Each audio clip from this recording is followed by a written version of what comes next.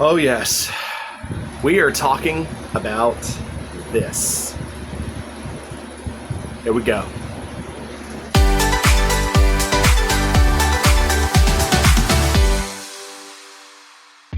So in today's video, as I've already have shown you guys, we're going to be talking about the series Mating Season on Netflix.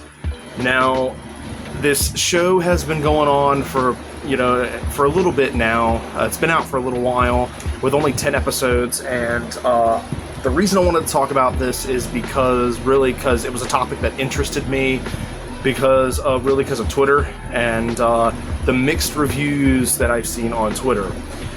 Now, I will admit, there are some things I like about the show, some things I don't like about it, and it's not all bad if you actually watch the show, and I actually did. I decided to just give the show a chance. I was like, okay, a lot of people are saying this show, like the generalized, amount of people are saying that this show is pretty bad, that there's no audience for this show whatsoever.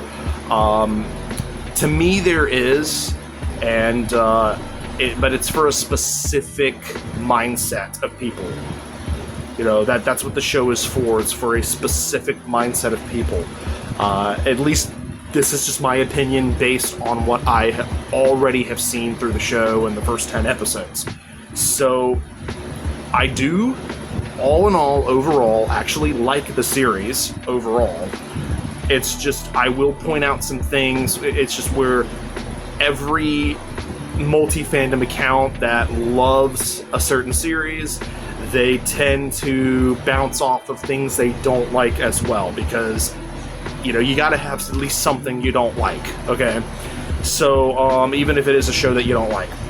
So the things I like about the series are the art style. The art style is actually kind of okay. I know a lot of people were freaking out on Twitter about the art style, but I think the art style is just fine, for what the show is. It's an adult animated series, and considering it's the Big Mouth style, because it's the same art style that was in Big Mouth, as we've already seen. If you look back at Big Mouth as well, it's the same art style, just implemented with animals, okay? The thing the thing I didn't really like about the art style was how humanized the animals were. Okay, and normally when it comes to a show like this, I would have expected it to just be, obviously, not real, but obviously, I would just expect it to be like cartoon animals, something around basically, I don't know if you guys have seen Scaredy Squirrel or something. I mean, I don't even know. I mean, we have anthropomorphic cartoons, so maybe I'm over complaining a little bit. But I was expecting cartoon feral animals, believe it or not. But I think there were certain rules they were trying to follow, and it was really because of the title of the series. If you think about where I'm thinking about this from my immensely autistic brain, you would expect this series to be about cartoon feral animals, and I think that's where, and that could also be the reason why people were so triggered by the show to begin with, probably, because they originally thought maybe that was what this was about. So I did notice they kind of humanized them a little bit, in a way, in the sense of to try not to make it look like that, but the question did remain, the audience of the show. Who was the audience for? What was the intended audience? That was the other thing that was pivoting people's reactions on Twitter, Facebook, what have you, for this series. And it kind of did make me think about that a little bit too, the audience, the specific audience for the show. And to me, I think it's for an audience that does like the occasional adult sex jokes, obviously. That's obviously what, if you really think about it, that's 9 times out of 10 the intended audience. Now, the thing about these jokes is, I don't mind them too much because I'm an adult. We're all adults. I don't mind them too much, but the thing is they're overused. When it comes to adult animated shows, they're so overused. I mean, the whole thing, I feel like the premise of these over-sexualized jokes began with Family Guy, and South Park as well. I think it began with South Park and Family Guy, and then it worked its way into like American Dad and all these other shows. So if you look at the, structure of these jokes, it's the same structure over and over and over again, and it's overused. In my opinion, it's kind of overused. And it's because it's every single adult show. If you think about it, it's every single adult animated show. It's like it feels like those are the only jokes they can come up with nowadays. Where I know with Family Guy there was always, once in a blue moon you get a racial joke, once in a blue moon you'd get some crazy joke about Meg. Something, there was something different almost every time, at least in that show. But looking at Mating Season, it kind of feels like it's the same premise that was overused. Now, now what I do love about the series is, I will come back with another good that I like about the series, the storylines. The storylines, or the arcs of each character, is actually what kind of kept me watching. And and I would say it's the lore, basically. It's the lore. There you go. So the lore of each character and like each relationship was kind of what kept me watching, in a sense. It wasn't so much the jokes, it was so much the lore most of all. I know, especially when I did get hooked on Penelope and Summer's lore most of all, and I know that's a lore that everybody's talking about. I also did really like the Fawn and Dylan lore as well.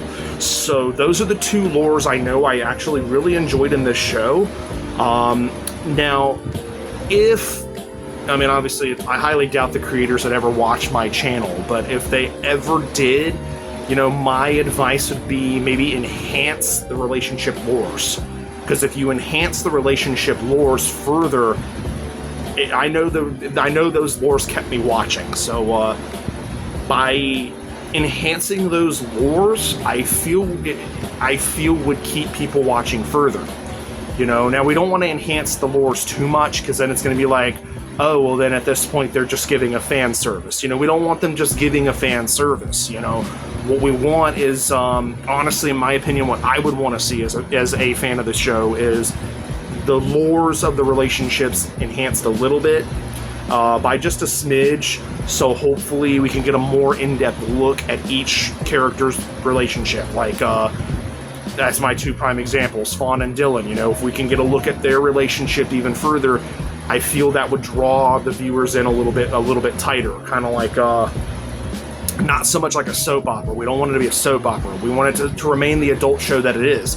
But every cartoon, especially adult cartoons, from what I've seen, they survive on lore. So the more lore you give, the stronger the cartoon becomes.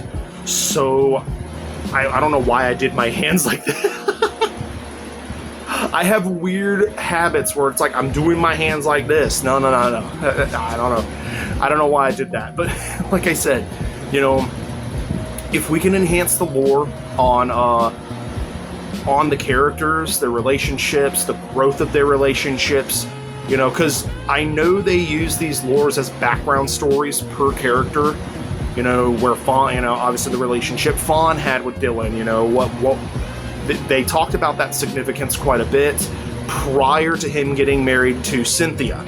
Okay, so then now we ended up with that short lore of Cynthia and Dylan prior to Dylan doing what he did, and so yeah, these are spoilers, okay? But like I'm saying, I feel as a newfound fan of this series, the more lore we can get out of each relationship, I feel the stronger the hook for the show could become. You know, I see a lot of potential. So the show's rating for me was a 7 out of 10, which is good. That's decent. Okay? And the reason I give it that score is because there's so much potential that the people behind this show can provide. There's so much potential. You know, there might not be... now, it might not look like that, considering the first episode, everyone was like, oh, it was kind of rough. The first episode was kind of rough. I will admit it was kind of rough, but it was funny nonetheless. And I think their ultimate goal was for it to be funny at first, but then they had the thought of, well, what if we add lore to every single character? Or maybe that would keep people hooked. I'm gonna let you guys know you're doing something right. Okay, the lore is doing something right. So if we can just keep up with the lore and just add a proper balance of course, the jokes and the lore, I feel that that there's potential. You know, this show has a lot of potential. Okay, I say that about a lot of shows I watch, but this is one adult show I know had mixed reviews and got like a 70% rating. So, which a 70% rating is not bad, but it's not impressive. That's the thing, you know, that's the thing we need to understand here. You know, 70% isn't a bad score. Like, that's an okay score, but it's not very impressive. You know, it could have been higher.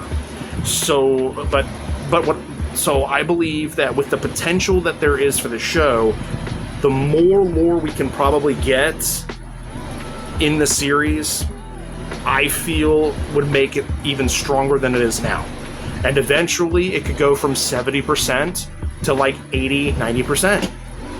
You know, not saying 90%, but like the biggest change I would hope for is at least 80%. You know, so just remember, 70% isn't that bad. You know, it's, in my opinion, it's not that bad. Take my opinion with a grain of salt here. But 70% isn't that bad, but it's not very impressive. You know, it's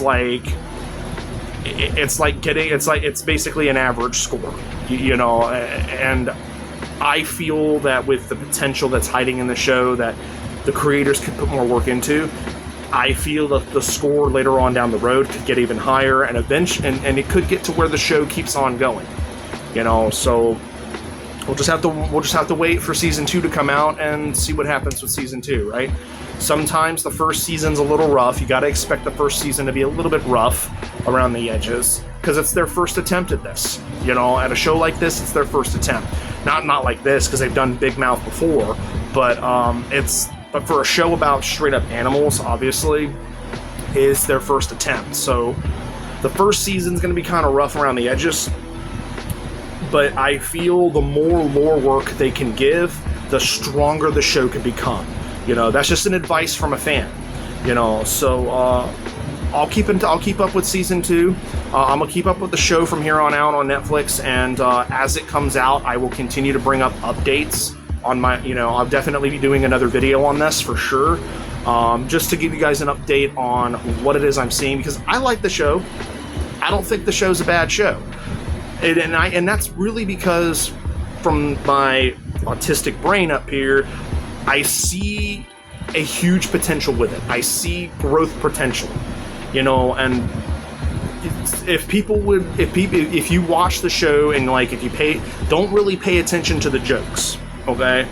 What I paid attention to, and the reason and how I see this show has potential is the lore.